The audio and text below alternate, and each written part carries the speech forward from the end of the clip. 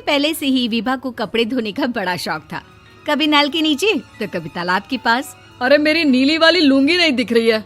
विभा की अम्मा, कहाँ रखी है लुंगी? अरे वो तो विभा ने परसों ही धोकर रखी थी आपकी अलमारी में, देखो वहीं होगी।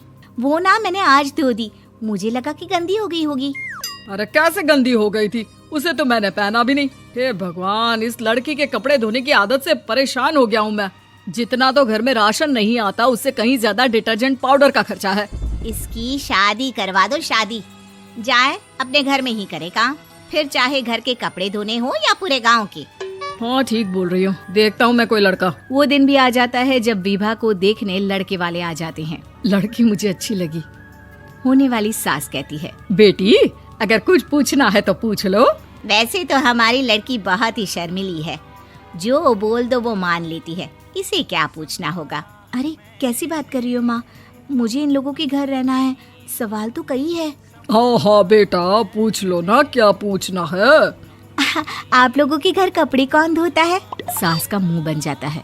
देखो, अगर तुम ये कहना चाहती हो कि तुम्हें कपड़े धोने नहीं आते तो सुन लो, कपड़े मैं ही धोती हूँ, लेकिन तुम्हारे आ जाने के बाद मैं रुमाल तक नहीं धोऊंगी। अरे चुप रहना भाग्यवान, बहू बेचारी घर आई नहीं, उसे डराना शुरू कर दिया। वो क्या है ना बिटिया, अभी तक तो ये कल्लू की माँ ही धोती थी, लेकिन अब तुम्हारे पापा तो दहेज में वॉशिंग मशीन देंगे ही। तभी विभा की माँ बोल पड़ती है, सवाल भी पूछा तो क्या। वैसे भाई साहब, मशीन की तो फिर भी कपड़े धोने की कैपेसिटी होती है। मतलब जो बिटिया दे रहे हैं ना विभा, इसे कपड़े धोने का बहुत शौक है। ये आप लोगों के क्या, आस पड़ोस गांव मोहल्ले सबके कपड़े धो दे और उफ तक ना करे। बाहर देखा नहीं आपने कितने कपड़े सूख रहे हैं, सब हमारी बिटिया ने ही तो धोए हैं। बस भी करो ना माँ, शर्म आ रही इतनी तारीफ सुनकर। और तो और एक दाग निकाल कर दिखाओ तो मान जाऊँ। हाँ अच्छा, माफ करना बेटा, मैंने गलत समझा। हमें तो रिश्ता बहुत पसंद है। और ऐसे जुड़ जाता है रिश्ता कपड़े धोने का शौक रखने वाली विभा का। उसकी शादी हो जाती है कोयला फैक्ट्री में काम करने वाले कल्लू के साथ। शादी के बाद अचानक विभा चिल्लाती हुई सास के पास आती है। सासू माँ, अरे सासू माँ कहाँ है आप? ये तो धोखा है, धोखा दिया आप लोगों ने मुझे। इसे ससुर के चक्कर के बारे में पता चल गया। अरे तो उसमें तुझे क्यों धोखा मिला है? अरे नल में पानी नहीं आता, कपड़े कैसे कब धुलेंगे? अच्छा, तू पानी नहीं आ रहा उसकी बात कर रही है। तो आपने क्या सोचा? कुछ नहीं। अच्छा तेरी माँ ने कहा था कि कपड़े धोने का शौक है तुझे, याद आया मुझे। शौक बोलकर कपड़े धोने वाले मेरे जुनून को कम ना आके सासू माँ, कपड़ा धोना मेरा गुरूर है। तभी पति भी वहाँ आ जाता है। अभी मैंने इसे सनी देओल की फिल्म दिखाई है, उसी के डायलॉग मार रही है माँ। अच्छा सुन, साफ साफ बता रही हूँ, पानी सुबह 4 से 6 और शाम को 10 से 12 आता है, समझी? विभा टाइमिंग सुनकर हैरान हो जाती है। ये क्या भूतों का मोहल्ला है? सुबह 4 बजे उठकर कौन कपड़े धोता है? 4 बजे टंकी में पानी जाता है, फिर सारा दिन धोना ना, किसने मना किया?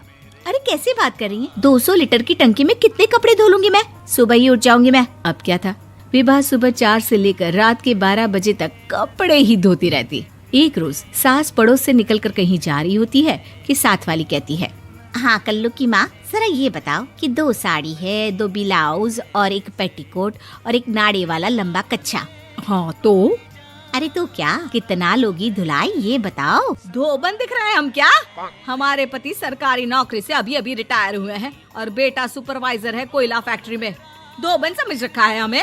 हाय रे कल्लू की अम्मा, माफ कर दो, वो तो मोहल्ले में यही सब बता रहे थे कि तुमने बहू को कपड़ा धुलवाने के काम में लगा दिया है। सास को पड़ोसन की बात सुनकर गुस्सा आ जाता है। वो घर पहुंचती है जहां घर के बाहर ही इतने सारे कपड़े सूख रहे होते हैं जितने कि किसी धोबन के घर पर। अरे ओ कल्लू की दुल्हन, बाहर निकल।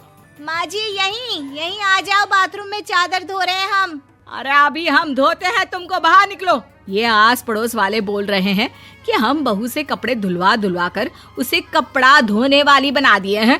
अरे छोड़ो ना माँ जी, किन लोगों की बातों में आती हो? आस पास के लोगों का तो काम ही होता है कि वो किसी तरह सास बहू को लड़ा दे। बहू सारे घर के कपड़े धोती है, ये क्या कम है? बोलिए। सास को भी लग जाता है कि वो बहू का ये सनकीपन नहीं छुड़वा सकती, इससे अच्छा है कि खुद ही चुप हो जाए।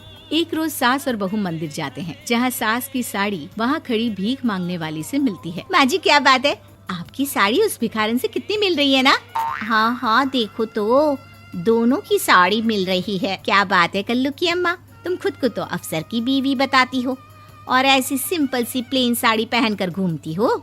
सिंपल और प्लेन नहीं है ये साड़ी। तो क्या सोने के धागे से फूल बने हैं?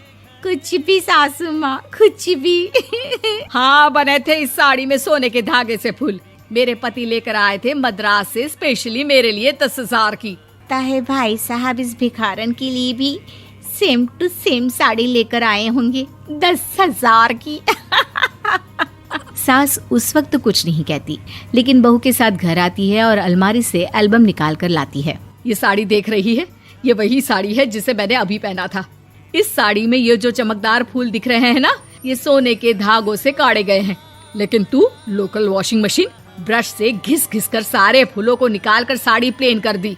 मुझे माफ कर दीजिए सासू माँ। और तो और, जब मैंने तुझे तेरी गलती के लिए कुछ नहीं कहा, लेकिन तूने तो सबके सामने मेरा मजाक ही बना दिया। क्यों? बहू को समझ में आ जाता है कि अब से उसका कपड़े धोना बंद।